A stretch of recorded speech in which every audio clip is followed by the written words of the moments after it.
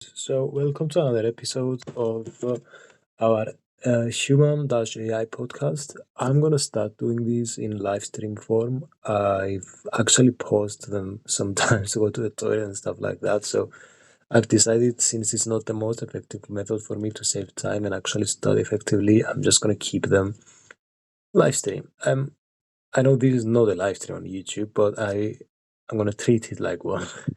And yeah, I'll try to actually do a live stream next time. Okay, today's topic is nice. We've been talking about the GI tract. Let's talk a bit about the diseases now. So, celiac disease, inflammatory bowel disease.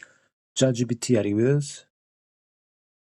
I'm here. Celiac disease and inflammatory bowel diseases like Crohn's or ulcerative colitis are super interesting. Where do you want to start? Alrighty, so what are we talking about? Where are these names coming from, etc., etc.? All right, let's break it down. Celiac disease is an autoimmune disorder where gluten triggers damage in the small intestine. The name celiac comes from the Greek word koiliakos, meaning abdominal. Inflammatory bowel diseases like Crohn's and ulcerative colitis involve chronic inflammation of the GI tract. Crohn's is named after Dr. Burl Crohn, who first described it. How's that for a start? Wow, that's a lot to unpack. So you said we've got celiac disease. Okay, what does celiac mean? Celiac comes from the Greek word koiliakos, which means abdominal. It reflects the disease's impact on the small intestine. In celiac disease, the immune system reacts to gluten, damaging the intestinal lining. And it's a problem with gluten. Exactly. People with celiac disease can't tolerate gluten, a protein found in wheat, barley, and rye. When they consume it, their immune system attacks the small intestine, causing symptoms and damage. And what is gluten? Gluten is a protein found in grains like wheat, barley, and rye. It gives dough its elasticity, helping bread rise and maintain its shape. For What's the most people, chemical structure? chemically, gluten is a mixture of proteins, mainly gliadin and glutenin, found in wheat and related grains. These proteins Mhm. give dough its exactly. Gliadin is the component that typically causes the immune response in celiac disease, leading to inflammation and damage in the small intestine. Wow, this is so interesting.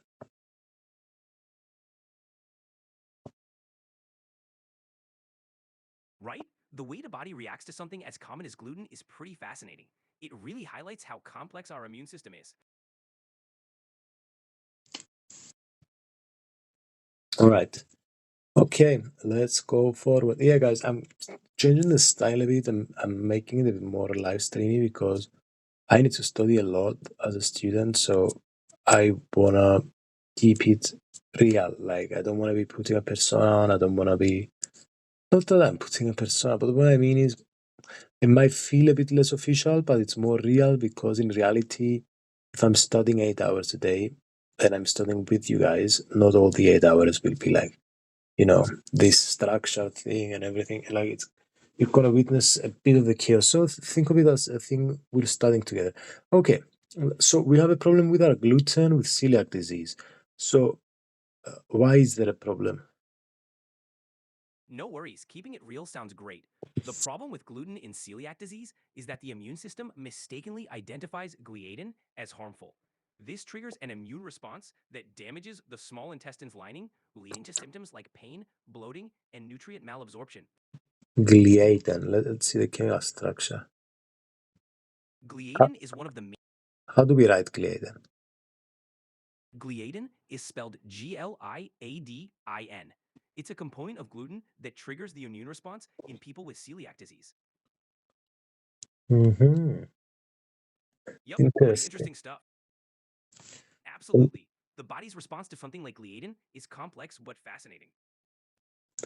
Okay, so this. Okay. Yeah, there's a lot to unpack with celiac disease. Anything specific you want to dive into next? What's celiac sprue? Celiac sprue is another name for celiac disease. Sprue historically referred to malabsorptive disorders, so celiac sprue just emphasizes the malabsorption aspect of the disease. Hmm. Interesting. Okay, and So gluten, you said it has gliadin and glutenins. Exactly. Those are the two main proteins in gluten. Gliadin is what typically causes the immune response in celiac disease, while glutenins contribute to the dough's elasticity. And who named these things, dude? The names come from their chemical properties and origins. Gliadin and glutenin are derived from gluten, reflecting their roles in the protein complex. Scientists named them based on their distinct structures and functions. Okay, okay. But these names, why don't we switch up gliadin for glutenins and vice versa? Good question. Their names are tied to specific properties. Gliadin is more soluble and responsible for triggering immune reactions, while glutenins provide elasticity. Swapping names would cause confusion in describing their roles in gluten. Hmm. Interesting. So, how does the name reflect their function? The names hint at their roles. Gliadin comes from glia, meaning glue, reflecting its sticky nature. Glutenin emphasizes its role in gluten's elasticity. Together, they give gluten its unique properties. And gluten is a protein? Exactly. Gluten is a protein composite made of gliadin and glutenin, found in wheat and related grains. Dude, It's what gives I would have never guessed. I thought gluten was like a carb. right. It's more than just a baking term. It plays a big role in food science and health. Yeah, I thought it was like a carbohydrate, though. I'm surprised it's a protein. Yeah, it's a common misconception. Gluten is indeed a protein. Carbohydrates, like starches, are also present in grains, but a gluten specifically refers to the protein part. Hmm. And what makes it a protein? Is it the amines or something? Exactly. Proteins are made up of amino acids.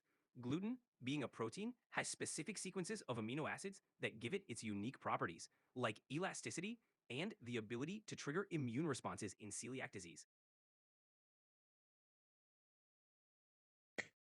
So, what part of its structure gives it elasticity and yeah, and glue type ability? The elasticity and glue-like properties come mainly from glutenins. These proteins form a network when mixed with water, creating that stretchy, elastic texture in dough. And when you say autoimmune, what do you mean? Autoimmune means the immune system mistakenly attacks the body's own tissues. In celiac disease, the immune system targets the small intestine when gluten is present, causing inflammation and damage. Hmm. It's a complex condition, but understanding it helps manage it better. Hmm. Absolutely. Learning the details can be really empowering. And okay, let's say I have celiac disease and I eat gluten. What happen? If someone with celiac disease eats gluten, their immune system reacts by damaging the small intestine. This can cause symptoms like abdominal pain, bloating, diarrhea, and nutrient deficiencies. Over time, this damage can lead to more serious health issues if not managed. All right. So what is the specific genetic abnormality? Celiac disease is strongly linked to specific genetic markers, particularly HLA-DQ2 and HLA-DQ8. These genes are involved in immune system function and are found in most people with celiac disease. They increase susceptibility, but don't guarantee the disease. Why specifically 2 and 8? These specific genes, HLA-DQ2 and HLA-DQ8, play a role in how the immune system recognizes gluten. People with these genes present gluten fragments in a way that can trigger an autoimmune response, leading to celiac disease. What about 3 to 7? HLA DQ2 and DQ8 are the most common genetic markers for celiac disease.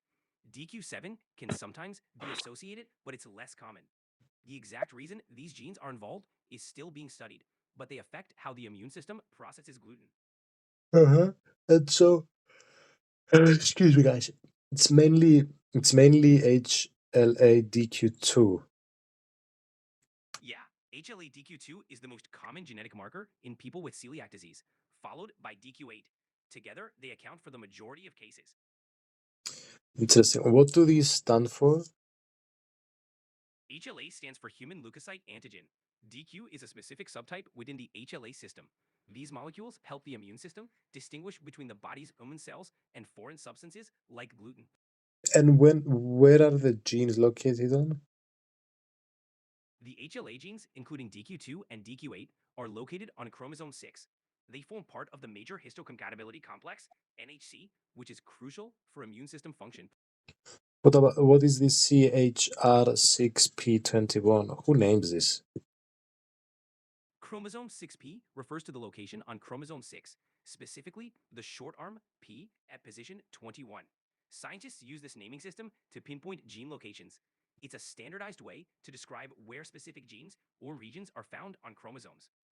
So no chromosome number, then what's P?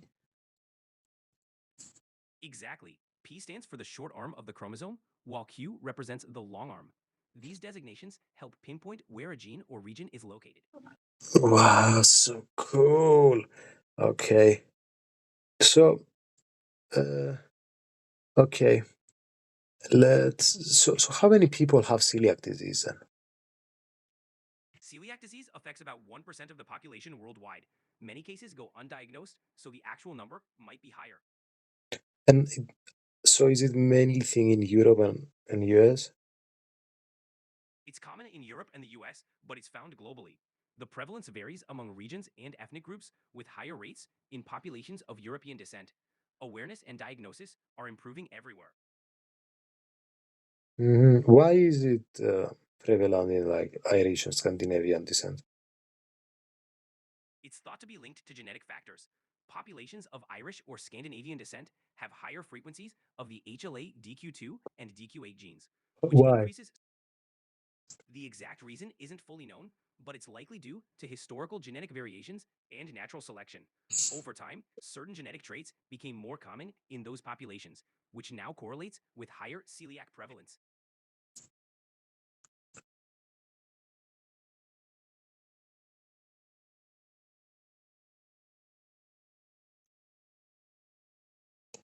Okay, interesting. So Yeah, so okay, talk to me totally. about the symptoms. Sure, symptoms of celiac disease can vary widely. Common ones include digestive issues like bloating, diarrhea, and abdominal pain, as well as fatigue, weight loss, and nutrient deficiencies. Some people might have skin issues or no noticeable symptoms at all. All right, fair enough. It's a pretty. Okay, so let's Yeah, talk a bit more about the symptoms.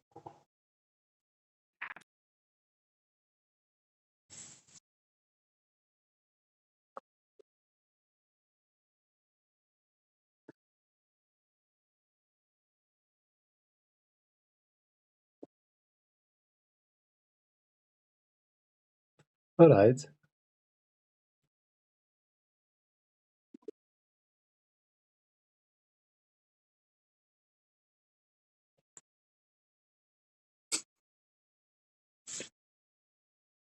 All right. So, sorry, I had to have a break. So, let's talk about who gets celiac disease then. no worries. Celiac disease can affect anyone, but it's more common in people with a family history, certain genetic markers like HLA DQ2 or DQ8, and those with other autoimmune disorders. It's Mm-hmm. also more. Exactly, and it can develop at any age after gluten is introduced into the diet. Interesting. Was gluten a thing in like the 19th century and the early 20th? Yes, gluten has been a part of human diets for thousands of years, but awareness of celiac disease was limited until the 20th century. The connection between gluten and celiac disease wasn't fully understood until the mid 20th century. I see. Yeah, our understanding has come a long way since then. Are there a lot of undiagnosed people? Yes, quite a few. Many people with celiac disease don't realize they have it because symptoms can be mild or mistaken for other issues. Better awareness and testing are helping more people get diagnosed. Does it affect your like brain at all? It can. Some people with celiac disease experience neurological symptoms like brain fog, headaches, or peripheral neuropathy. This is due to nutrient deficiencies or the immune response. A gluten free diet often helps improve these symptoms. Interesting. Yeah, it's a reminder of how interconnected our body systems are.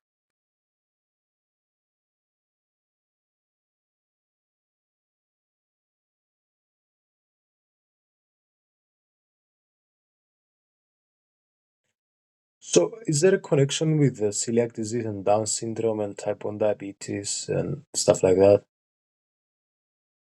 Yes, there is. People with Down syndrome and type 1 diabetes have a higher risk of celiac disease due to shared genetic and autoimmune factors. Regular screening is often recommended for these groups. Why is there this connection? The connection is likely due to shared genetic factors and the tendency for autoimmune conditions to cluster. For instance, the genes involved in immune regulation may increase susceptibility to multiple autoimmune disorders, including celiac disease. Hmm. Interesting. So, okay, let's continue. Um, yeah, I don't understand why Down syndrome and type 1 diabetes are connected with celiac disease. Do we know? We know there's a higher prevalence due to shared genetic and immune factors. For instance, people with Down syndrome have more autoimmune conditions. Type 1 diabetes and celiac disease share similar immune system genes, increasing the likelihood of both. Same with hepatitis and thyroid gland abnormalities. Yes, exactly. Autoimmune thyroid disorders like Hashimoto's or Graves' disease and certain liver conditions are also more common in people with celiac disease due to overlapping immune system factors. Okay, what about other autoimmune? Or these is it all the autoimmune or specific ones? Celiac disease is mainly linked to specific autoimmune conditions like type 1 diabetes, autoimmune thyroid disorders, and liver issues. But having one autoimmune condition can increase the risk of others because of shared immune system traits. Yeah, why specifically it's linked with these autoimmune and not other ones? The link is due to shared genetic and immune pathways. HLA genes like DQ2 and DQ8 are involved in both celiac disease and other specific autoimmune conditions. These Okay, shared so they pathways. have common genes. Exactly. Those common genetic factors increase susceptibility to multiple autoimmune disorders, including celiac disease. And why is it mainly older people? Celiac disease can affect any age, but diagnosis is sometimes delayed, so it might seem more common in older people. It can develop at any point in life once gluten is in the diet.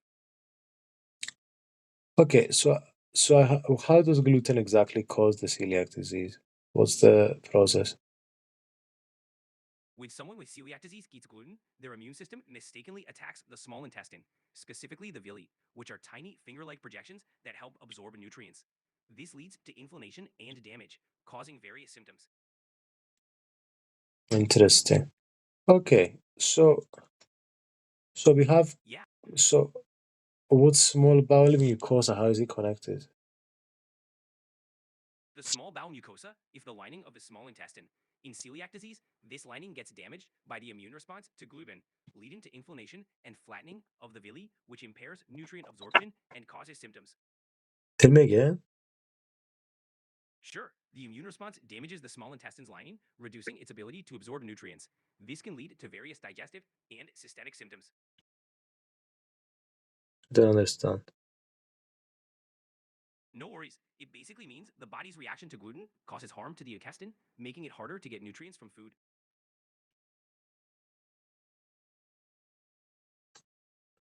Small bowel mucosa. What's bowel? What's mucosa?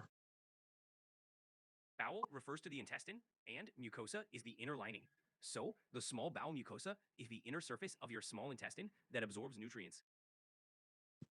Again. Bowel is another word for the intestine. Mucosa is the lining inside it. So, the small bowel mucosa is the inner lining of your small intestine Ah, that helps with perfect. Okay. Tissue transglutaminase. How does this relate? tissue transglutaminase, TTG, is an enzyme involved in the immune response to gluten. In celiac disease, the immune system creates antibodies against TTG, which helps diagnose the condition through blood tests. Again. Tissue transglutaminase, or TTG, is an enzyme. In celiac disease, the immune system forms antibodies against it. Testing for these antibodies helps diagnose celiac disease. I don't understand. No problem. Basically, TTG antibodies are a key marker for diagnosing celiac disease. Don't understand. It's a lot to take in. Basically, these antibodies show your immune system is reacting to gluten, damaging the intestine. Oh, I'm so confused, man. I get it. It's a lot. If it helps, we can break it down step by step. Yeah, let's break it down. All right, let's start simple. When someone with celiac eats gluten, their immune system mistakenly attacks the intestine, causing damage. This is what leads to symptoms and nutrient absorption issues. So what's tissue transglutaminase's function? Tissue transglutaminase, TTG, is an enzyme that helps repair tissue. In celiac disease, gluten triggers an immune response against TTG, leading to the damage of the small intestine.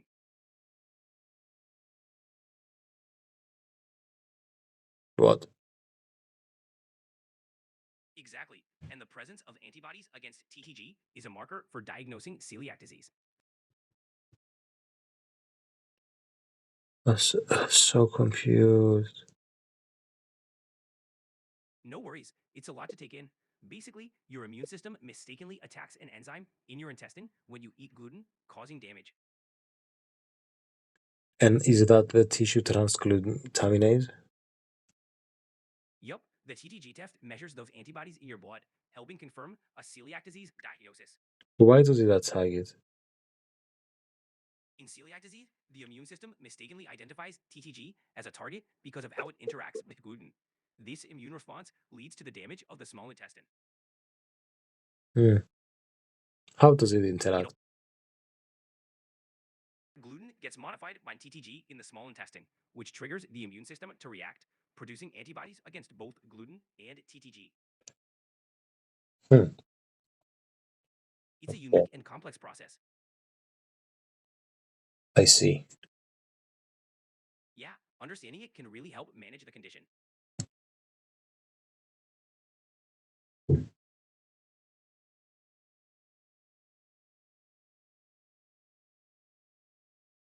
All right, let's talk a bit more. Sorry, I got stuck in this.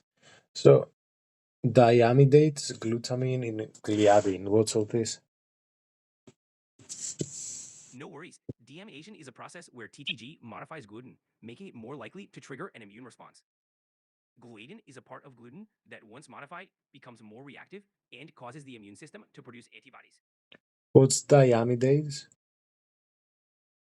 Deamination is a chemical reaction where TTG changes certain amino acids in gliadin, making it more recognizable to the immune system, which then triggers the immune response seen in celiac disease.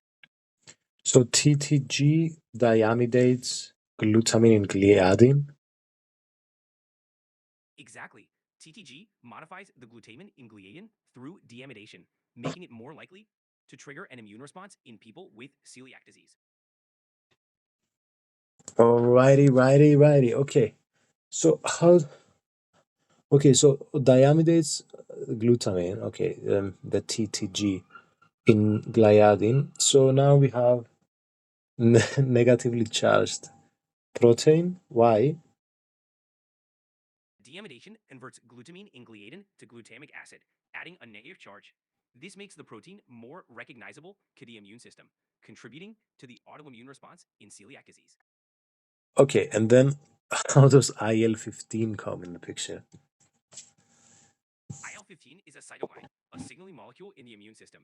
In celiac disease, deamidated gliadin stimulates the release of IL-15, which promotes inflammation and activates immune cells, contributing to the intestinal damage. I see. Okay, and then it's what? It's natural killer cells and intraepithelial T lymphocytes. Exactly. IL-15 activates natural killer cells and intraepithelial lymphocytes in the intestine. These cells contribute to the inflammation and damage of the intestinal lining, worsening celiac disease symptoms. Okay, fair enough. Okay, so what's this normal small bowel lining with finger-like villi? What does this mean? The normal small bowel lining has finger-like projections called villi that increase surface area for nutrient absorption. In celiac disease, these villi become flattened or damaged, reducing the intestine's ability to absorb nutrients properly. So become smaller. Exactly. The villi shrink or flatten, which reduces their ability to absorb nutrients effectively, leading to malabsorption and symptoms. Alrighty, righty. Okay, so then, okay, so just so I understand, we have inflammation in the lining. Exactly. In celiac disease, inflammation in the small intestine's lining occurs due to the immune response to gluten, which damages the villi and impairs nutrient absorption. And they are finger-like. Yes, the villi are tiny, finger-like projections that line the small intestine, helping to increase the surface area for absorbing nutrients. Okay, so tell me again about the symptoms of celiac disease. Sure, symptoms vary, but common ones include digestive issues like bloating, diarrhea, and abdominal pain, as well as fatigue, weight loss, anemia, and skin rashes. Some people might have no symptoms at all. Interesting. Yeah, it's quite a range, which makes diagnosis tricky.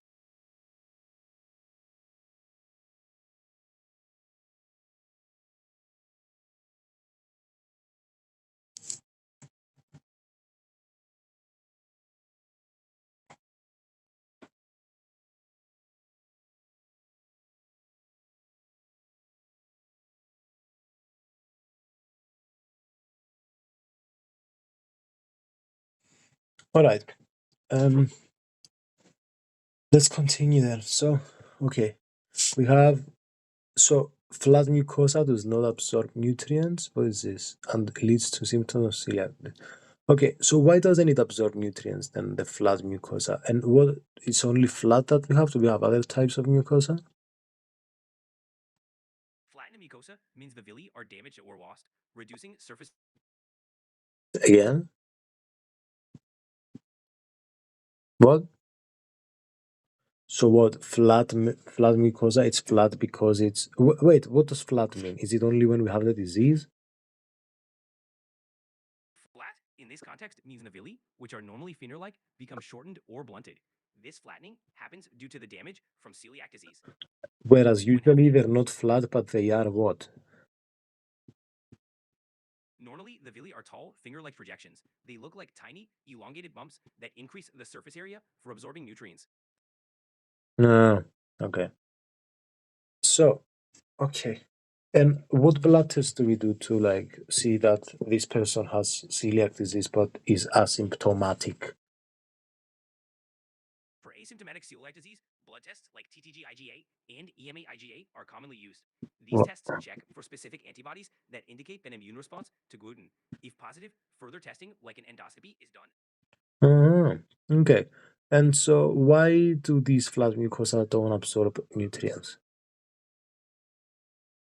Flattened mucosa means the villi are damaged and shortened, reducing the surface area for absorption. This impairs the intestine's ability to absorb nutrients like vitamins, minerals, and fats, leading to deficiencies. And what's the difference between classical and atypical celiac disease? Classic celiac disease presents with obvious digestive symptoms like diarrhea and weight loss. Atypical celiac disease has non-digestive symptoms like anemia, osteoporosis, or fatigue. Both involve the same underlying immune response. Hmm. Tell me again. Sure, classic celiac shows clear gut issues, while atypical has more subtle, often non-gastrointestinal symptoms. Both still cause damage. So one, tell me again.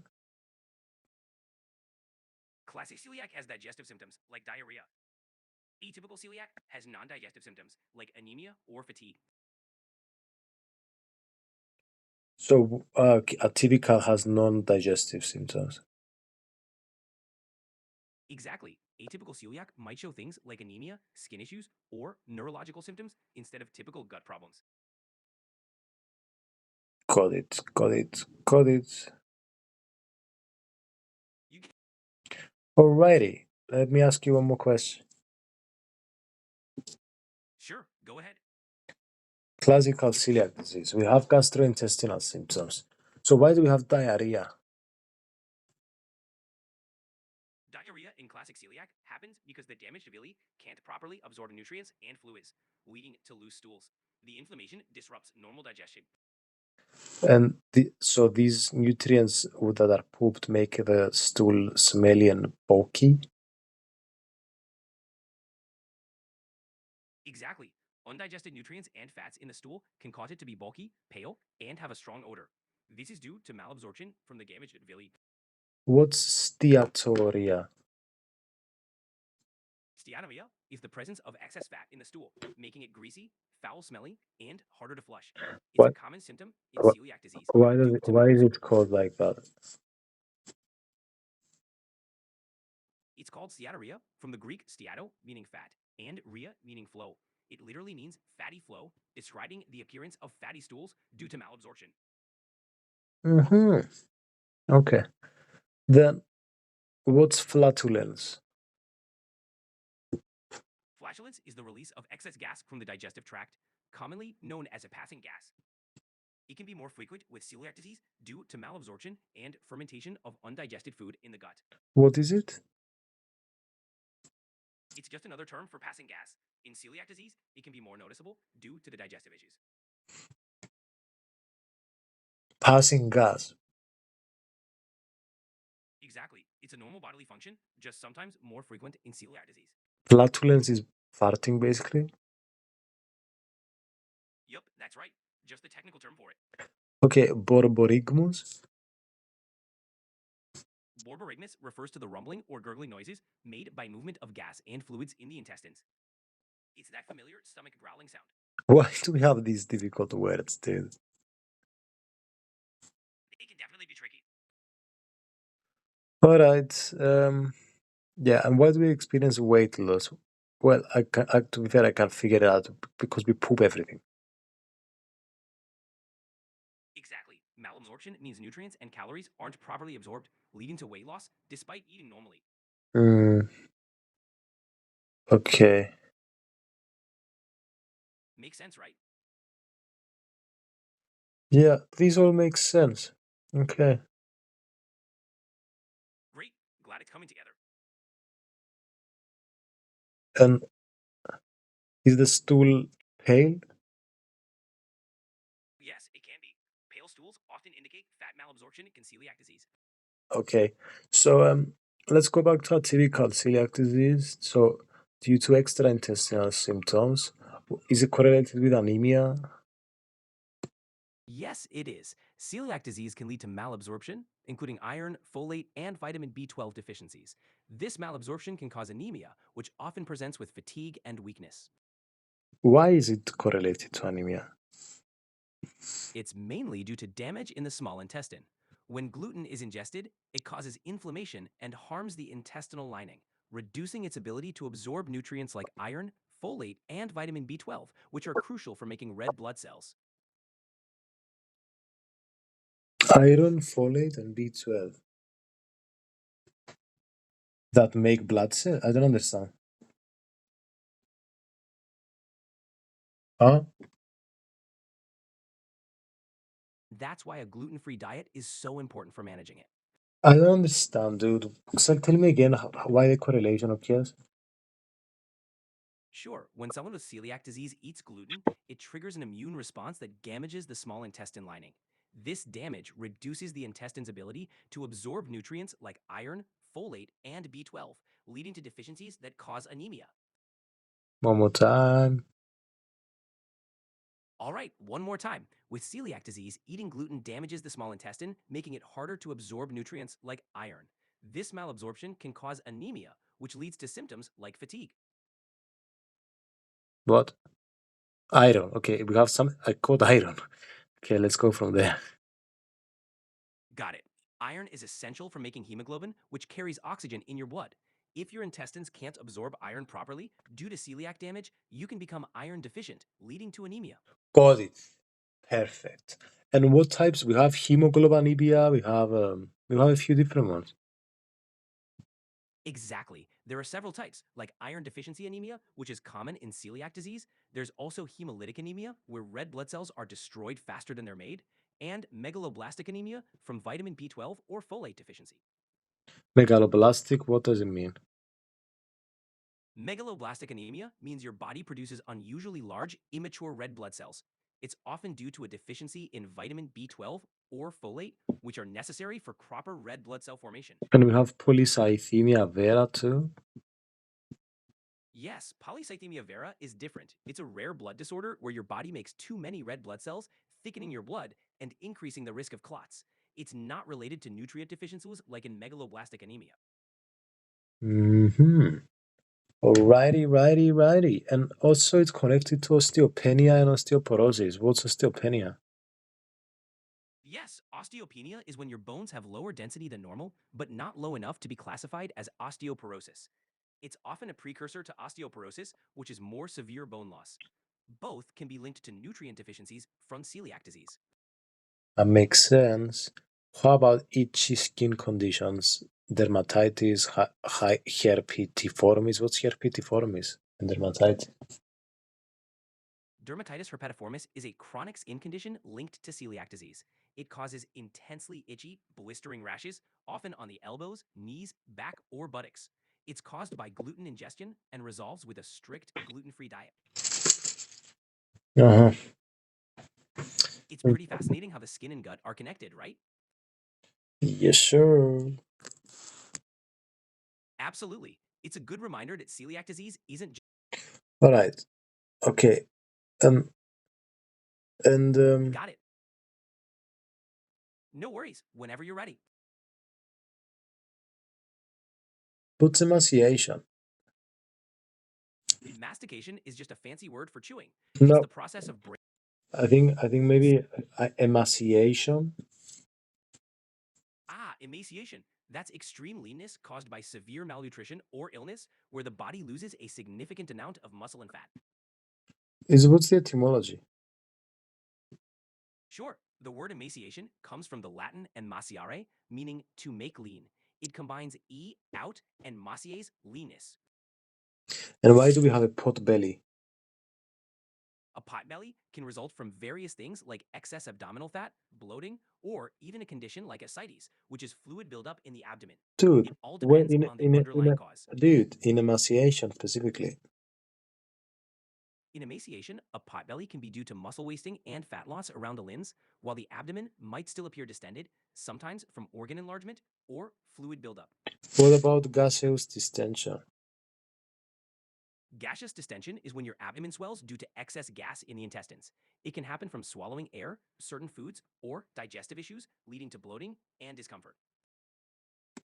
Hmm. Yeah, it can be uncomfortable. Anything specific you'd like to know about it? Why does it happen? It can happen for several reasons: swallowing air while eating or drinking, certain foods that produce gas, digestive disorders like IBS, or even bacterial overgrowth in the intestines. It's usually harmless, but it can be bothersome. Alrighty. So, Yep, so lots of reasons. what are the Anything. investigations for celiac disease?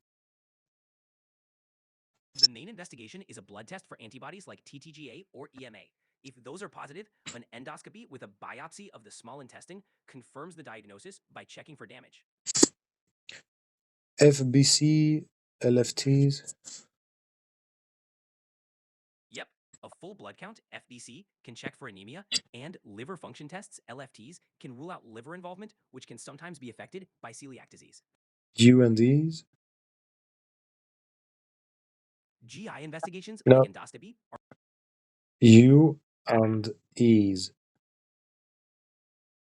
Usinase or urea and electrolytes check kidney function and electrolyte balance. They can be part of the broader assessment, especially if there's concern about malabsorption.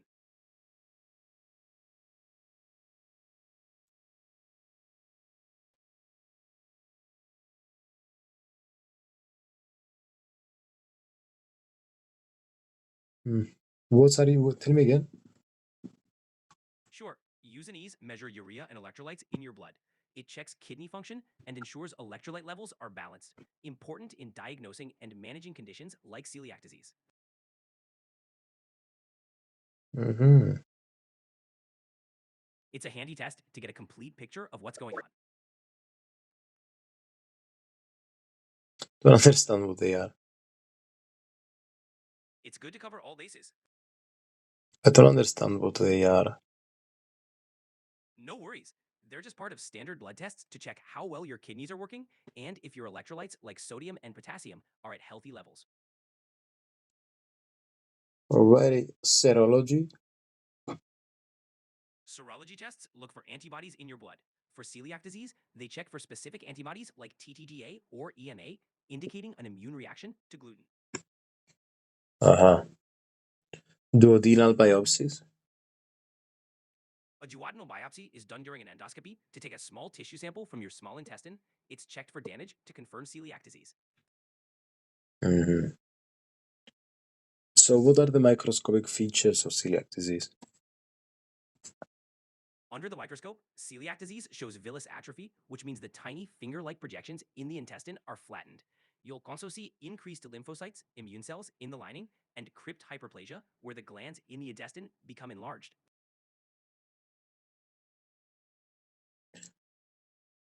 Hmm.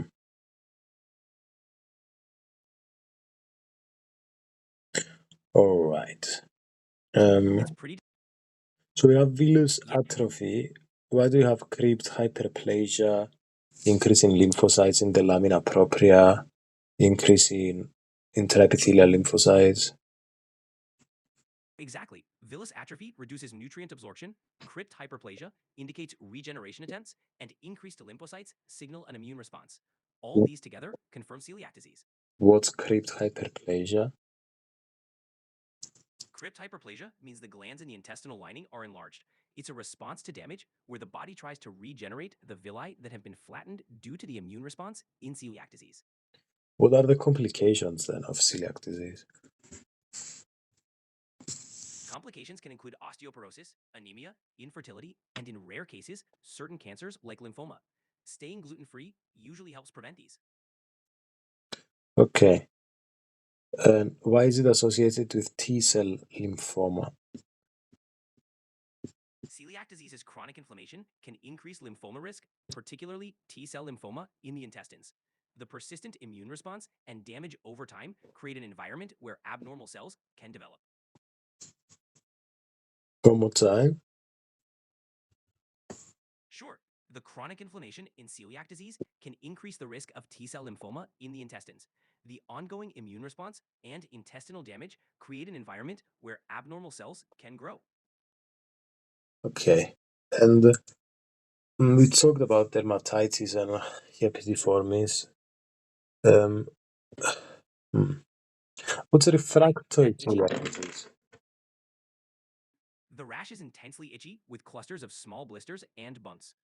It typically appears on elbows, knees, buttocks, and back. It's a direct skin manifestation of gluten sensitivity. What's a refractory celiac disease? Refractory celiac disease is when symptoms and intestinal damage persist despite a strict gluten free diet. It requires additional medical treatment and close monitoring. What's the word refractory though? Refractory means resistant to treatment. So, refractory celiac disease doesn't respond to the usual gluten free diet. I see. It's a challenging form, but there are options to manage it. Mm-hmm. Okay. Yeah, it Well, requires care. Definitely a more complex situation. can you talk more to me about this T cell lymphoma? Sure, T cell lymphoma in celiac patients is rare but serious. It typically arises from chronic inflammation in the intestines. Symptoms might include severe abdominal pain, weight loss, and night sweats. Early detection is crucial for treatment. Mm-hmm. All right. So, It's a what constitutes, wait, inflammatory bowel disease? Let's talk about that now. Inflammatory bowel disease, IBD, includes Crohn's disease and ulcerative colitis. Both cause chronic inflammation of the digestive tract, leading to symptoms like abdominal pain, diarrhea, fatigue, and weight loss. The exact cause isn't known, but is thought to involve an overactive immune response. Crohn's disease. What is Crohn's? Crohn's disease is a type of IBD that can affect any part of the digestive tract from mouth to anus. It causes inflammation through all layers of the bowel wall, leading to symptoms like pain, diarrhea, weight loss, and fatigue. It can also cause complications like strictures or fistulas. Ulcerative colitis. Ulcerative colitis affects only the colon and rectum. It causes inflammation and ulcers in the innermost lining, leading to symptoms like bloody diarrhea, abdominal pain, and an urgent need to use the bathroom. It's limited to the colon, unlike Crohn's.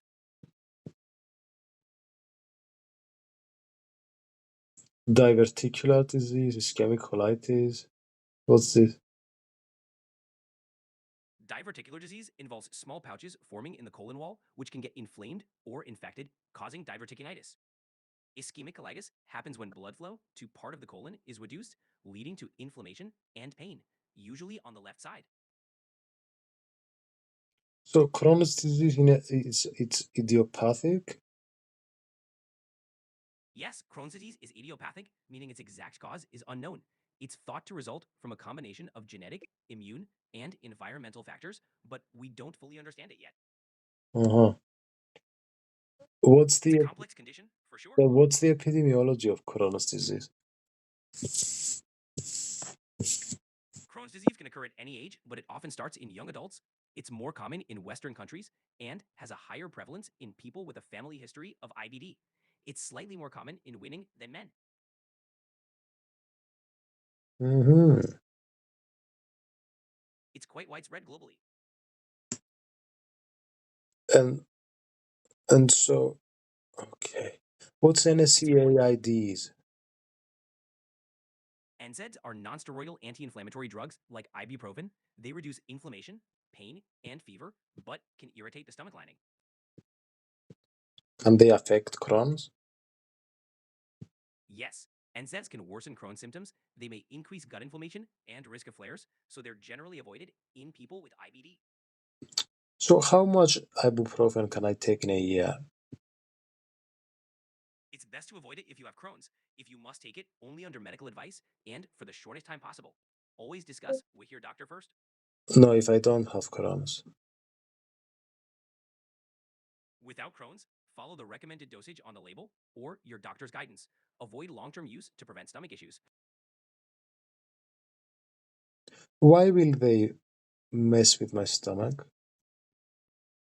NSAIDs can irritate the stomach lining, reducing protective mucus and increasing acid production. This can lead to gastritis or ulcers, especially with long-term use. Expand. Sure, NSAIDs inhibit enzymes called COX-1 and COX-2. COX-1 helps protect the stomach lining, so when it's blocked, there's less protection, which can cause irritation or ulcers. Why? So that's why they're tough on the stomach.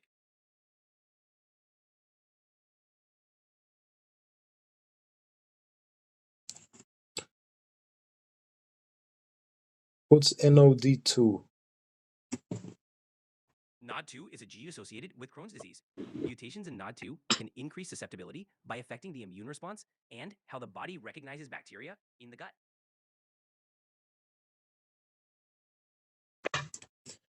I see. And it's associated with uncontrolled inflammatory response to luminal contents and microbes? Exactly. NOD2 mutations can lead to an exaggerated immune response to gut microbes, contributing to chronic inflammation seen in Crohn's disease. Mm-hmm. Pretty fascinating connection, right? So, Mycobacterium paratuberculosis was investigated as a possible cause, but it wasn't proven. That's right. Mycobacterium avium subspecies paratuberculosis was considered, but no conclusive evidence linked it definitively to Crohn's disease. Research is ongoing, but it's not seen as the primary cause. Mm-hmm. Lots of Interesting. research still happening in this area.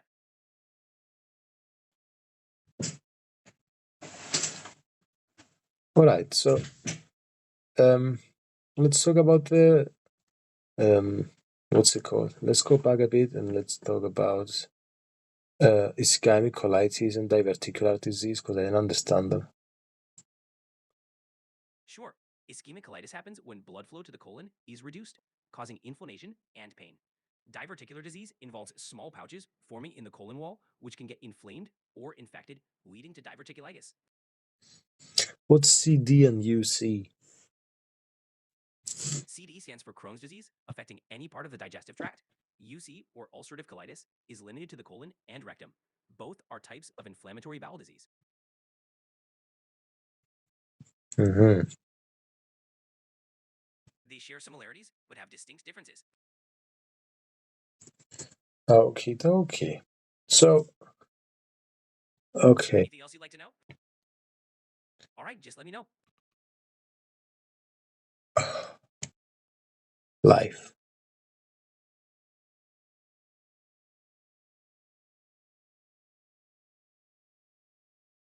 What environmental factors are implicated in Crohn's disease?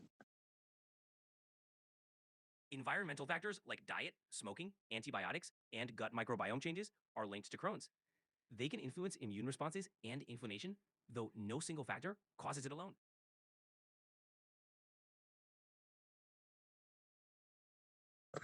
Mm-hmm.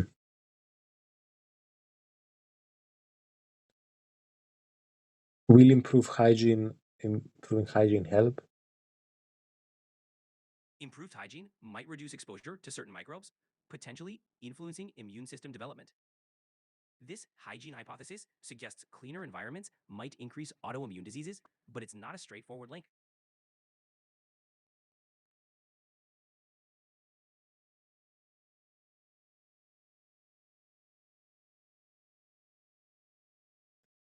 Yeah, I'm just wondering because sometimes you see these kids rolling in dirt and they seem to be better off sometimes. Haha, yeah, some exposure to microbes can help build a robust immune system. It's all about balance. Too much cleanliness might not be ideal either. Yeah, can you talk to me about that a bit more? Sure, the idea is that early exposure to diverse microbes helps train the immune system, reducing the risk of allergies and autoimmune issues. It's a balance between hygiene and healthy microbial exposure. How do we find the balance? Finding balance means maintaining good hygiene. Sorry, tell me again. No worries, it's about everyday cleanliness without being overly sterile. A bit of dirt won't hurt.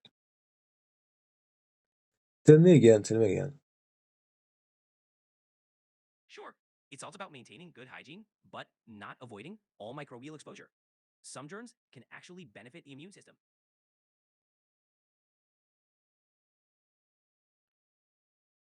Yeah, go to the specifics, dude. Playing outside, interacting with pets, and not over sanitizing everything can help. It's about balanced exposure. Mm-hmm. Yeah, a little dirt can be a good thing. Yeah, but the balance is like might be subjective for everyone. Make it more objective. That's true. A good guideline is to practice basic hygiene, like hand washing, while not being afraid of everyday activities that expose you to nature. Balance is personal, but not extreme. What are the okay, yeah, yeah, okay. Expand because you're being very general here. Got it. For example, let kids play outside, let them interact with animals, and don't use antibacterial products for everything. Focus on washing hands before eating and after the bathroom. Balance Yeah, means not being yeah. overly So cautious. basically, for the main things like eating and bathroom and stuff. Exactly. Those are key moments for hygiene. Otherwise, a bit of dirt and normal play is totally fine.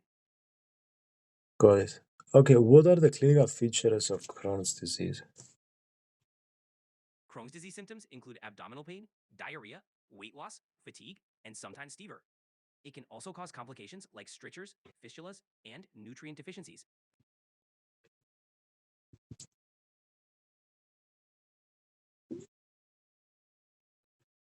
Hmm.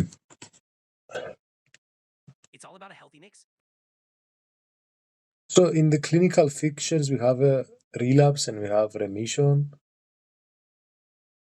Yes, in Crohn's disease or UC, relapse means symptoms flare up, while remission means symptoms reduce or disappear. The goal is to maintain remission as long as possible with treatment. Talk to me more about this. Sure, relapses can be triggered by factors like stress, infections, or medication changes. Remission periods vary, and the goal is to manage triggers and maintain a symptom free state. What's remission? Remission is when symptoms significantly decrease or disappear. It means the disease is under control, allowing for a better quality of life.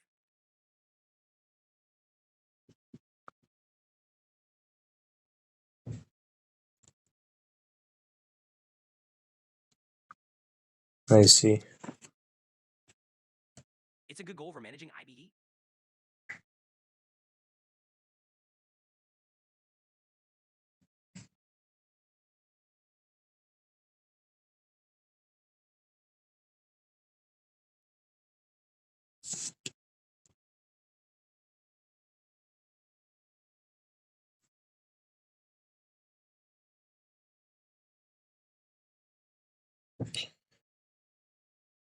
I see.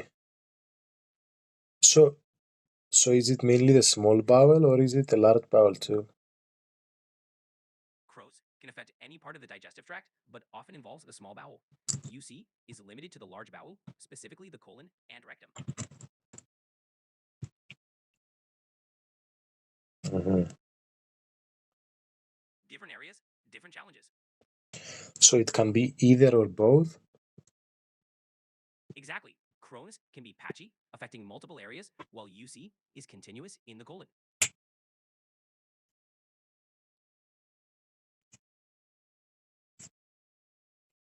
Okay. And what are the morphological features of Crohn's disease? Crohn's shows transmural inflammation, meaning it affects all layers of the bowel wall.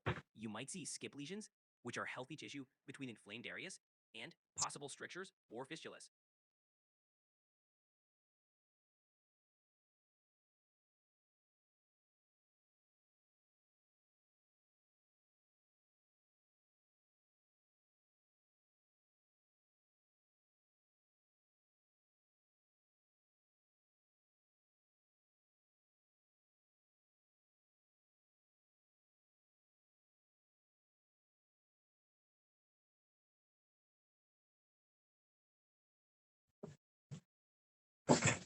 Alrighty, we're back. So let's talk more about the morphological features. What's serosa? Fat wrapping of the serosa? Sure, fat wrapping or creeping fat is when fat tissue wraps around the inflamed intestine. This is a hallmark of Crohn's and indicates chronic inflammation. Okay. Um, why do we have this? It happens due to ongoing inflammation, causing the fat to expand and cover the bowel as a protective response. Mhm.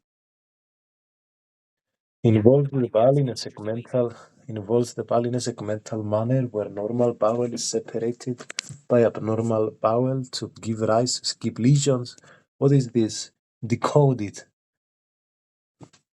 Sure, in Crohn's, segmental involvement means inflammation appears in patches. Skip lesions are these healthy sections of bowel between inflamed areas, making the disease pattern look like it's skipping parts of the intestine. Excuse me, sir. No problem. So, skip lesions are just those unaffected areas between inflamed segments. What? Tell me again, please. Sure, in Crohn's, skip lesions means the inflammation isn't continuous. There are healthy sections of intestine between the inflamed areas. Mm-hmm. Ulceration of the mucosa to give rise a cobblestone pattern.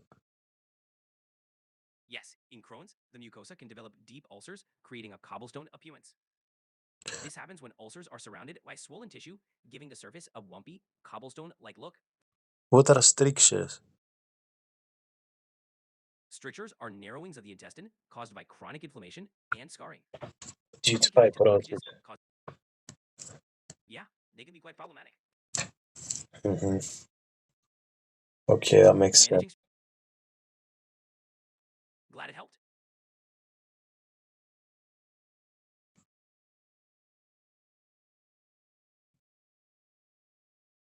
So we have fat wrapping in Crohn's disease at the time of. Fat wrapping in Crohn's is often seen in advanced stages when inflammation has been ongoing for a while. It indicates chronic inflammation and is part of the disease's progression. And at the time of surgery, it can assist the surgeon to find the extent of the disease. Exactly. Fat wrapping can help surgeons identify the extent of inflammation during surgery. It highlights affected areas. Got it, got it. What are cobblestones? Cobblestoning when the bowel lining looks bumpy due to deep ulcers and swelling. And It's a classic sign. dude, this must hurt a lot, dude. Yeah, it can be quite painful and cause significant discomfort. Do people die from it too? Serious complications like perforations or severe infections can be life-threatening, but with proper treatment, most people manage Crohn's well. That's good to know. Okay, strictures and skip lesions we talked about. Tell me again though. Sure, strictures are narrowings in the intestine from scarring, while skip lesions are healthy sections between inflamed areas. Both are common in Crohn's.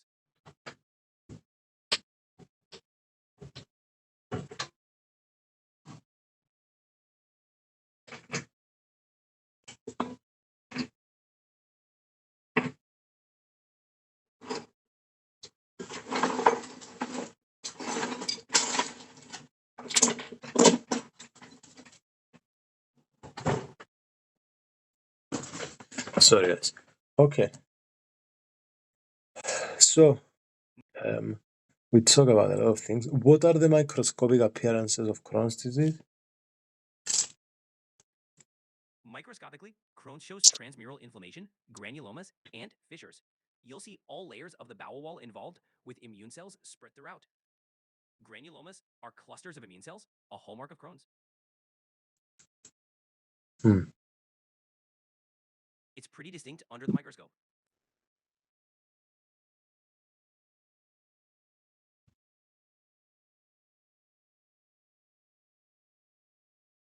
So, what does it mean, decode time? Transmural or full thickness inflammation of the bowel wall? Transmural means inflammation spans all layers of the bowel wall from the inner lining to the outer surface. This is a key feature of Crohn's, causing deeper tissue damage and complications. I see. That makes sense. Mixed acute and chronic inflammation. What are polymorphs? Acute inflammation involves neutrophils, which are a type of polymorph or white blood cell. Chronic inflammation includes lymphocytes and macrophages. Crohn's has both, showing ongoing and active inflammation. Dude, Crohn's seems like a really bad thing. It can be challenging, but with proper management, many people live well with it. Support and treatment make a big difference. Wow, okay, that's good to know. So, what's polymorphs then? Polymorphs is short for polymorphonuclear leukocytes, mainly referring to neutrophils. These white blood cells are part of the acute inflammatory response, helping to fight infection and inflammation. Mm-hmm. Preserved crypt architecture? What does this mean in terms of the microscopic appearances of Crohn's disease? Preserved crypt architecture means the glandular structures in the intestine remain mostly intact despite inflammation. This is more typical of Crohn's, whereas in ulcerative colitis, crypt distortion is more common due to continuous inflammation. Mm-hmm. It's one way to tell them apart under a Again, microscope. again. Sure, in Crohn's, the crypt structures or glands usually stay intact despite inflammation. In contrast, ulcerative colitis often shows more distortion of these glands. Mm-hmm. It's a subtle but important difference. I don't understand. Glad it makes sense? I don't understand. No worries. In Crohn's, the glands in your intestines stay mostly normal, while in ulcerative colitis, they're often more distorted due to inflammation.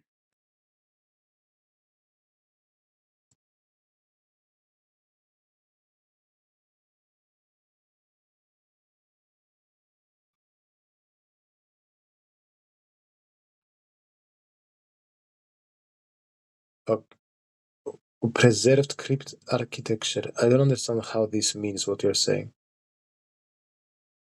Got it. Preserved crypt architecture means the glands in your intestines remain structurally normal despite inflammation. In Crohn's, inflammation doesn't distort these glands as much as in ulcerative colitis. What? So, even with inflammation, the basic structure of those glands stays the same in Crohn's.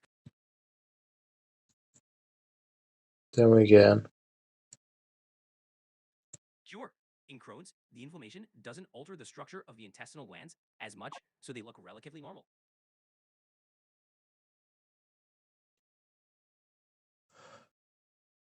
Okay, mucosa. Why is this? The mucosa is the innermost layer of the Sorry, intestine. sorry, no, no. Confused. Why is the thing we were saying before? Got it. So in Crohn's, the inflammation doesn't disrupt the gland structures as much, so the glands look normal under a microscope.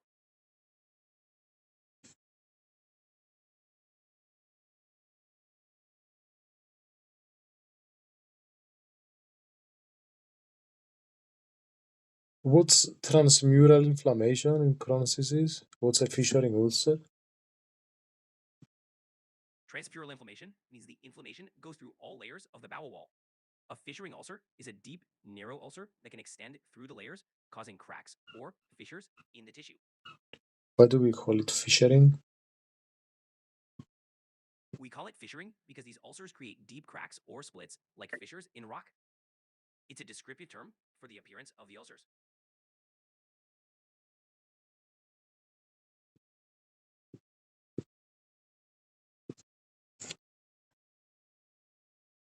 Uh-huh.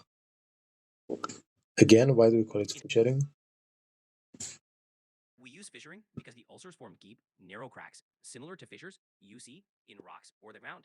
It visually describes the deep, penetrating nature.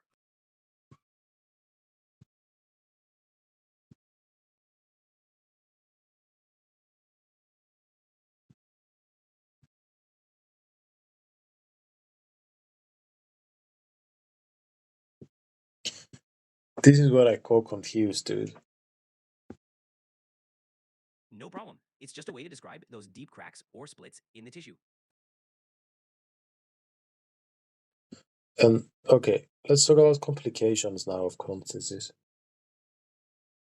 Sure, complications of Crohn's can include strictures, fistulas, abscesses, malabsorption, and increased risk of colon cancer. Managing inflammation helps reduce these risks. Intra-abdominal abscesses, why do they happen? Intra-abdominal abscesses can happen due to deep ulcers or fistulas, which allow bacteria to enter and cause infection. They form pockets of pus that need to be drained and treated with antibiotics. Mm-hmm. What's a fistula? A fistula is an abnormal connection between two body parts, like between the intestine and another organ. In Crohn's, inflammation can cause these to form, leading to complications like infections or abscesses. So deep ulcers lead to fistula. Exactly. Deep ulcers can penetrate through the bowel wall, creating these abnormal tunnels or fistulas between the intestine and other tissues or organs. And why do we call it fistula? We call it fistula from the Latin word for pipe or tube because it describes the tunnel like passage formed between organs. Mm-hmm. It's a fitting term for that abnormal connection.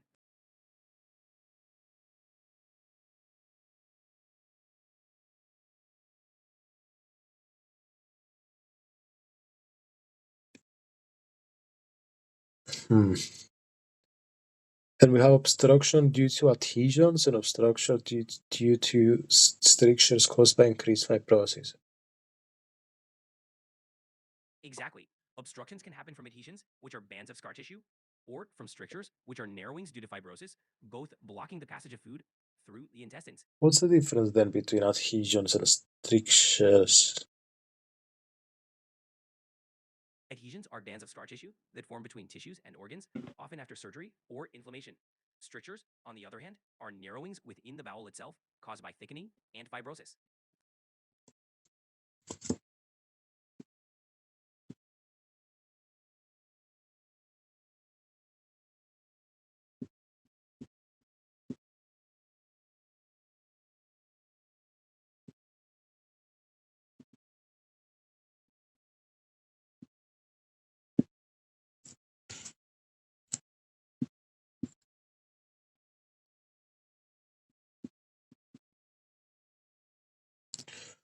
Oh my dude. What's the difference? Adhesions connect to different parts of tissue or organs, causing them to stick together. Strictures are like internal scars within the bowel, narrowing the passageway. Both can cause blockages, but in different ways. Again? Sure, adhesions are scar tissue that sticks organs together. Strictures are narrowings inside the bowel from thickened walls. Both can block the intestine. One more time, nice and slowly. No problem. Adhesions are bands of scar tissue that connect organs. Strictures are narrowings in the bowel from thickened scarred tissue. Both can cause I thought blockages, adhesion but had to do with blood clots. adhesions aren't blood clots. They're fibrous bands of scar tissue that form after inflammation or surgery, causing tissues or organs to stick together. Blood clots, on the other hand, are clumps of blood that form to stop bleeding.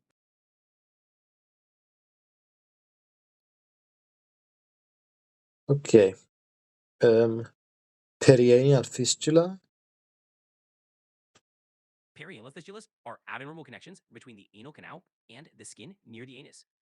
They're common in Crohn's disease and can cause pain, drainage, and infection. Mm-hmm. Okay, let's talk a They're bit quite about ulcerative colitis then.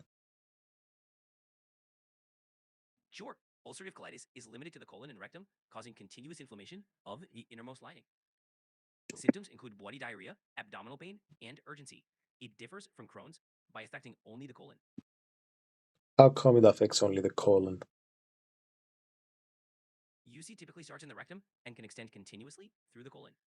It doesn't affect the small intestine or show skip lesions like Crohn's. Again? Sure, UC only affects the colon, starting in the rectum and spreading continuously without skipping areas, unlike Crohn's, which can affect any part of the digestive tract.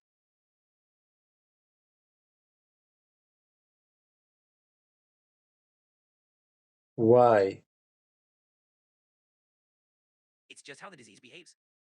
UC is specific to the colon, while Crohn's can appear anywhere in the digestive tract. Yeah, but I want to understand why it behaves as such. The exact reasons aren't fully understood. It's likely due to differences in immune responses and genetic factors that influence how the inflammation targets specific areas. Okay. Yeah, there's still a lot we're learning. Mucosa and submucosa. But in CD, we have it in more places. Exactly. In Crohn's, inflammation affects all layers of the bowel wall, whereas in UC, it's usually limited to the mucosa and submucosa. It's Let, a chronic condition. let's talk a bit about the epidemiology of UC then. Absolutely.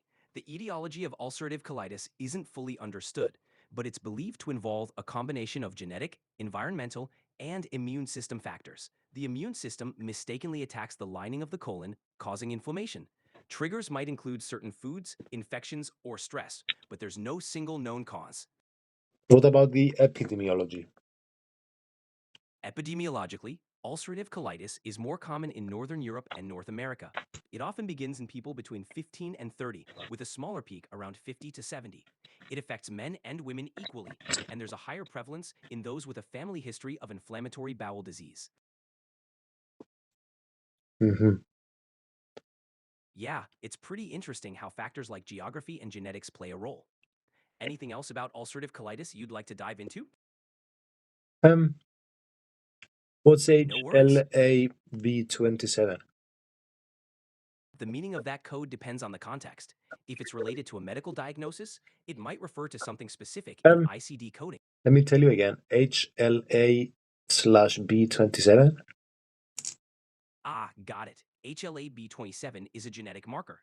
It's a protein found on the surface of white blood cells and is associated with certain autoimmune diseases, like ankylosing spondylitis. Not everyone with HLA-B27 develops a condition, but it can increase the risk. Then does it have to do with UC? HLA-B27 isn't directly linked to ulcerative colitis. It's more commonly associated with conditions like ankylosing spondylitis. However, in some cases, people with inflammatory bowel diseases, like UC, can also have HLA-B27, which might increase the risk of certain joint issues. I see. Interesting. Okay. Yeah, all right. If you have more questions, just let me know. Got so many questions. That's what I'm here for. What's on your mind?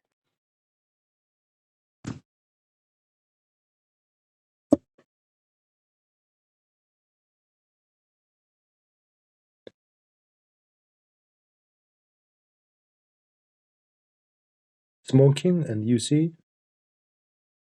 Smoking and UC have an No, no. interesting relationship. There, smoking. Got it. For UC, smoking seems to have a protective effect. Interestingly, it's more common for people to develop UC after quitting smoking. Why? That said, yeah, it's surprising, but definitely not a reason to pick up smoking. Of course. Exactly.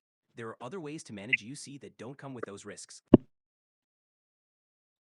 And tell me again about NSAIDs and why they exacerbate UC.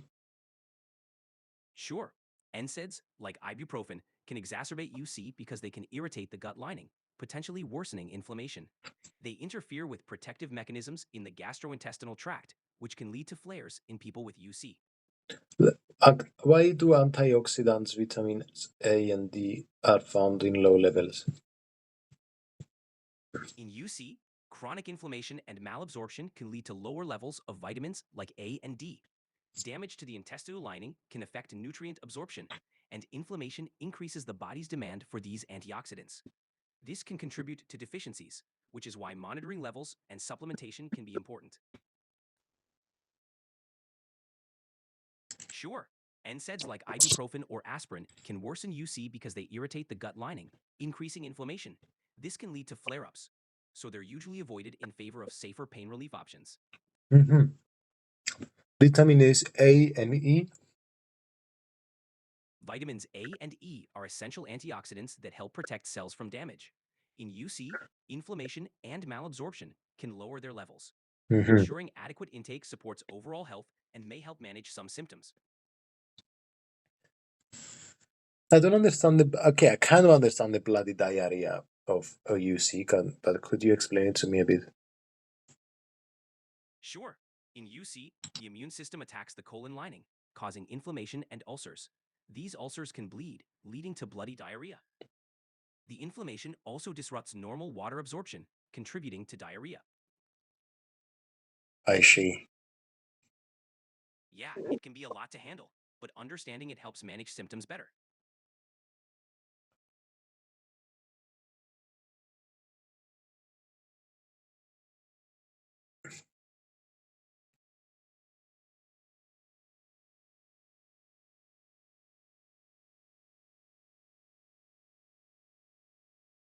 What's the difference between mucoid diarrhea then?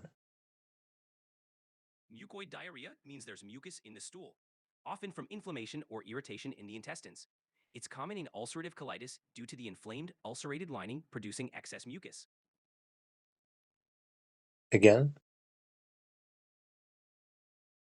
Sure, mucoid diarrhea means there's mucus in the stool. In UC, the colon's inflamed lining produces more mucus, which mixes with stool, causing that appearance. Hmm. Yep, it's a common symptom with the inflammation in UC.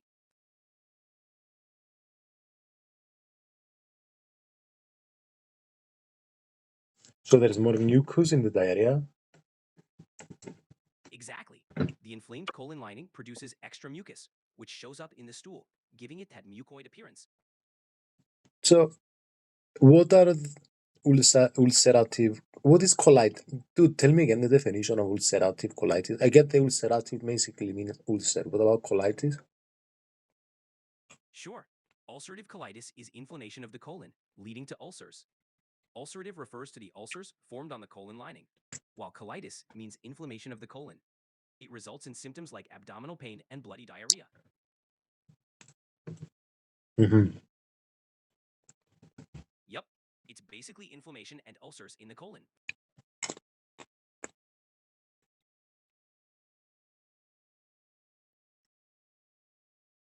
Okay. Tell me more about the macroscopic features. Sure, macroscopically, the colon in UC often appears reddened, friable, and ulcerated. You might see continuous inflammation starting from the rectum and spreading upward.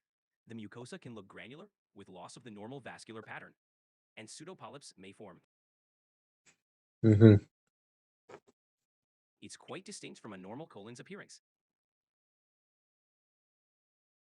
So, despite the term ulcerative, there is no ulcers on the endoscopic examination. Why?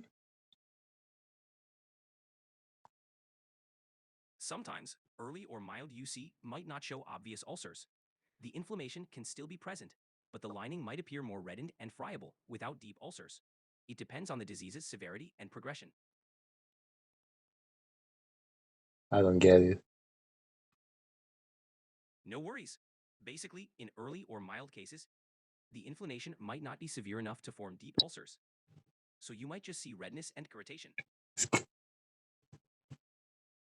Mm. What? So the term ulcerative still applies because as the disease progresses, those ulcers can form. But early on, it might just look like inflammation. So it's potential. Exactly. The potential for ulcers is there, even if they're not immediately visible. Dude, I've just seen some pictures of like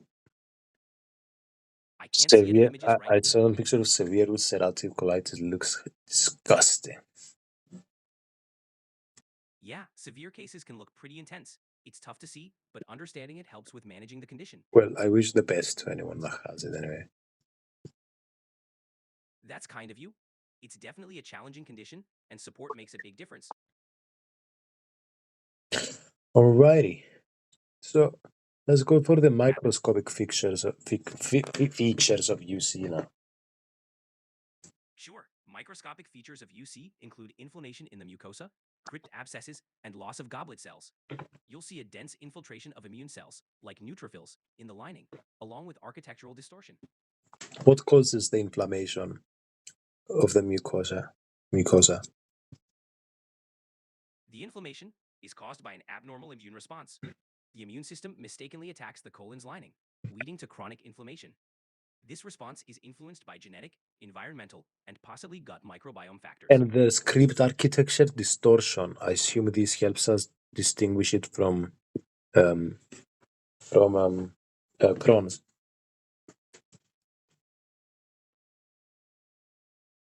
Huh? Dude, While Crohn's wait, often shows patchy, tell me again. sure, crypt architecture distortion is a hallmark of UC, where the crypts become irregular and branched, unlike Crohn's, which typically has patchy, granulomatous inflammation. Hmm. Yeah. Glad that helped. You're welcome.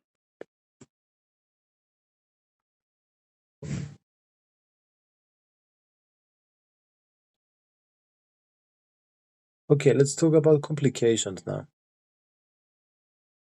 Sure, complications of UC can include severe bleeding, perforation, toxic megacolon, and increased risk of colon cancer. Why do we have Managing hypoproteinemia? in UC or low protein levels can occur due to chronic inflammation and loss of protein through the damaged gut lining. Malabsorption also plays a role, as nutrients aren't absorbed efficiently. What about this hypoproteinemia? Hypoproteinemia, including hypoalbuminemia, is common in UC due to protein loss from the inflamed gut lining and malabsorption. Chronic inflammation also increases the body's protein demands. Hmm. It's something to monitor with UC for sure.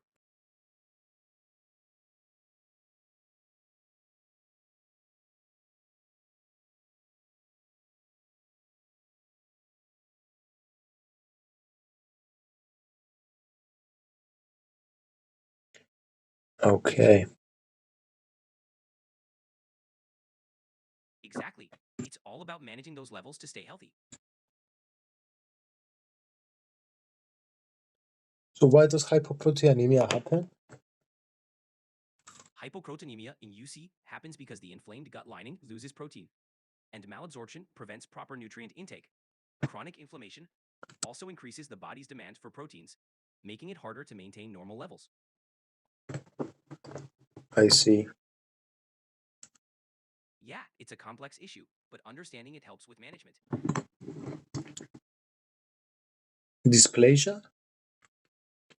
In the context of UC, dysplasia refers to abnormal cell growth in the colon lining.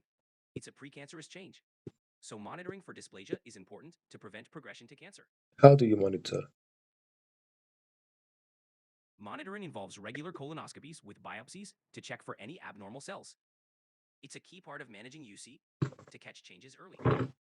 Hmm. Exactly. Early detection is crucial.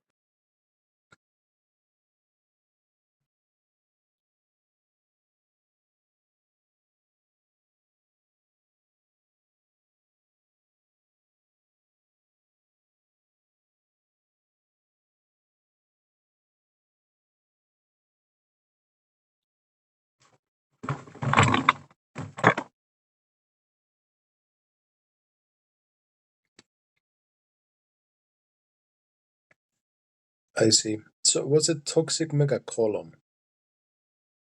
Toxic megacolon is a severe complication where the colon dilates and becomes paralyzed. It can lead to serious issues like perforation. It's a medical emergency that requires prompt treatment. Hmm. Yeah, it's rare, but Extraintestinal manifestations?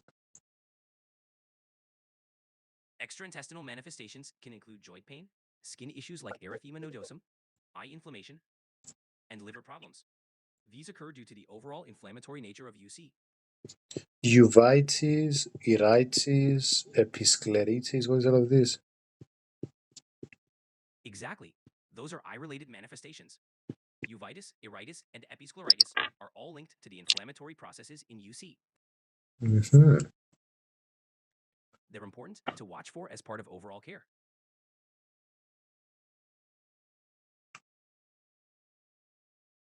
Can we talk a bit about these? Sure, uveitis and iritis cause inflammation in different parts of the eye, leading to redness, pain, and vision issues.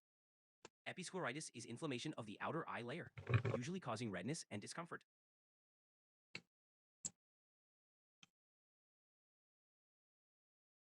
Sorry, tell me again. No problem. Uveitis and iritis involve inflammation in the eye, causing redness and pain, while episcleritis affects the outer layer, usually resulting in redness. Etymology? For etymology, uveitis comes from uvea, the eye's middle layer, and itis, meaning inflammation. Iritis is inflammation of the iris. Episcleritis refers to the outer sclera layer inflammation. Okay, let's come back to this. Wait. Actually, you know what? Sure, Wait, let's not come back to this. Let's stick to arthropathies. Hepatic, what is all of this? Cutaneous, erythema nodosum, pyoderma, gangrenosum, what's all of this? sure. Arthropathies are joint issues like arthritis. Hepatic means liver related, such as fatty liver. Cutaneous issues like erythema nodosum are skin inflammations. Pyoderma gangrenosum is a rare skin condition with painful ulcers. All can be linked to UC's systemic inflammation.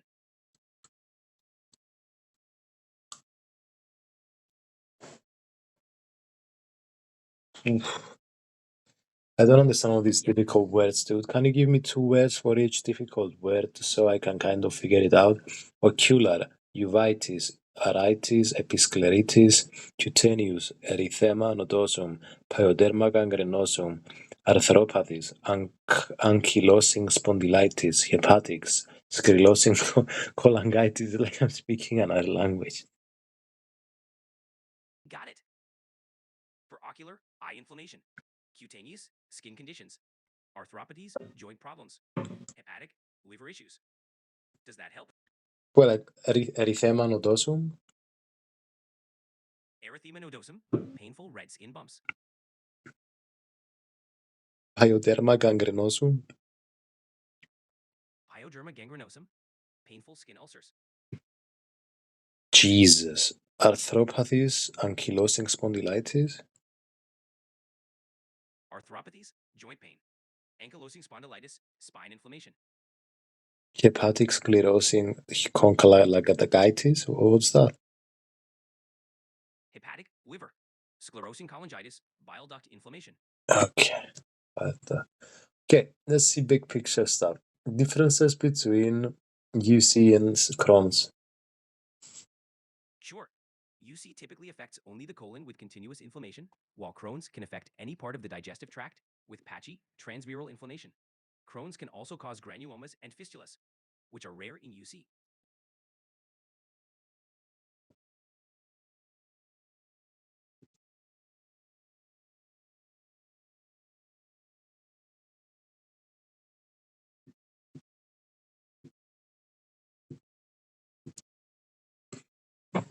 Okay, tell me again, sir. Sure. UC affects only the colon with continuous inflammation. Crohn's can affect any part of the digestive tract with patchy, deeper inflammation.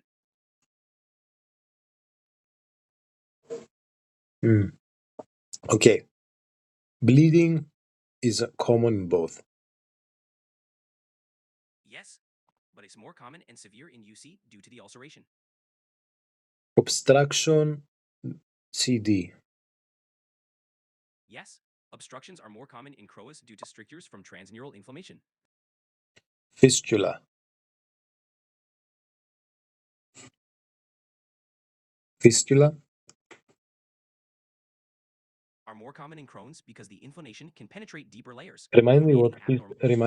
fistula is. Fistulas are abnormal passages that form between organs or tissues, often from deep inflammation.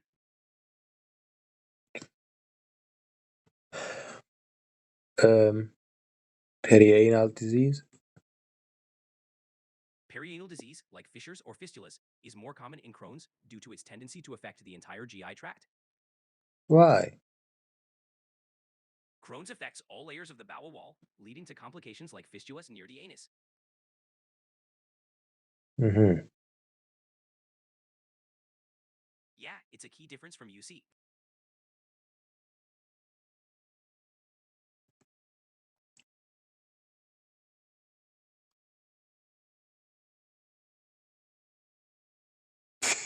Brother, I'm so confused about what fistula means. No worries. A fistula is an abnormal tunnel that forms between two body parts, like the intestine and skin, often due to inflammation.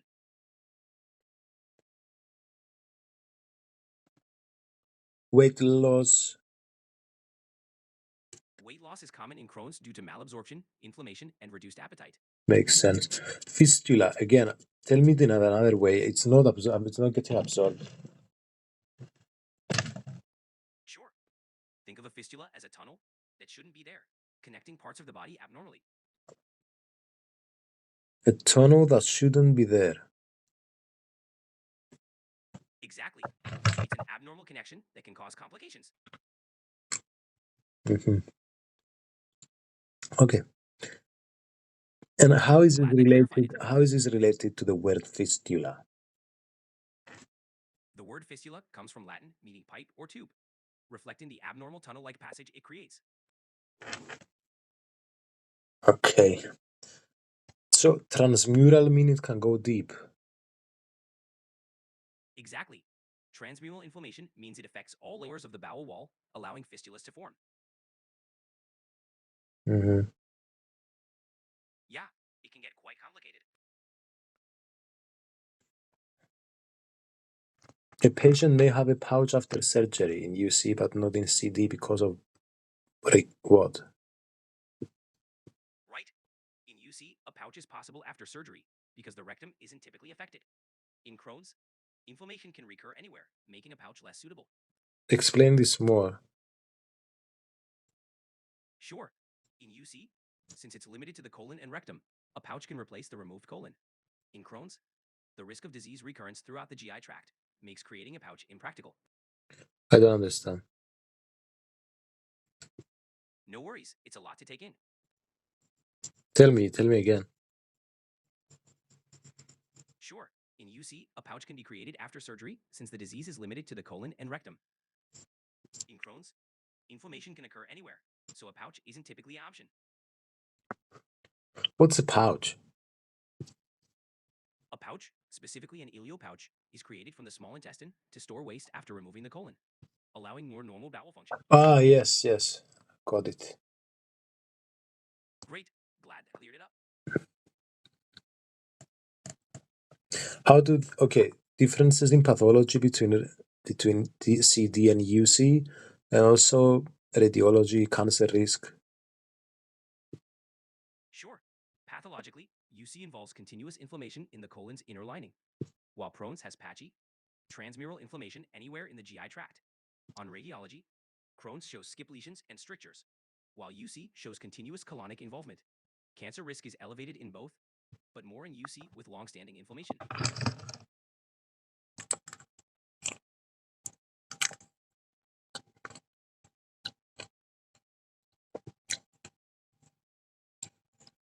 Okay, Anything else you'd like to dive into? I'm good. Cheers, guys. Solid episode. Talk to you next time. Love you.